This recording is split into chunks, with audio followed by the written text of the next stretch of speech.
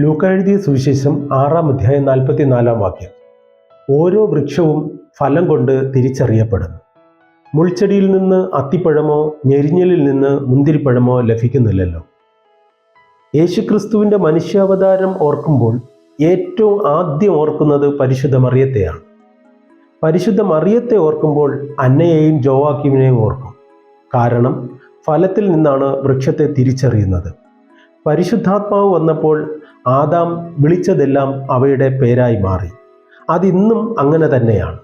യേശു പാപമില്ലാത്തവനായി ജനിച്ചു. മറിയവും ഉത്ഭവപാപം കൂടാതെ ജനിച്ചു.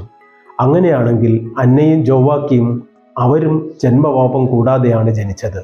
വചനം പറയുകയാണ്, മുൾച്ചെടിയിൽ നിന്ന് അത്തിപ്പഴമോ ഞെരിഞ്ഞലിൽ നിന്ന് മുന്തിരിപ്പഴമോ ലഭിക്കുന്നില്ലല്ലോ. നമുക്കും പ്രാർത്ഥിക്കാം. പരിശുദ്ധാത്മാവേ, എൻ്റെ ഹൃദയത്തിൽ വസിച്ച് ഫലം പുറപ്പെടുവിക്കാൻ എന്നെ സഹായിക്കണമേ. ആമേൻ.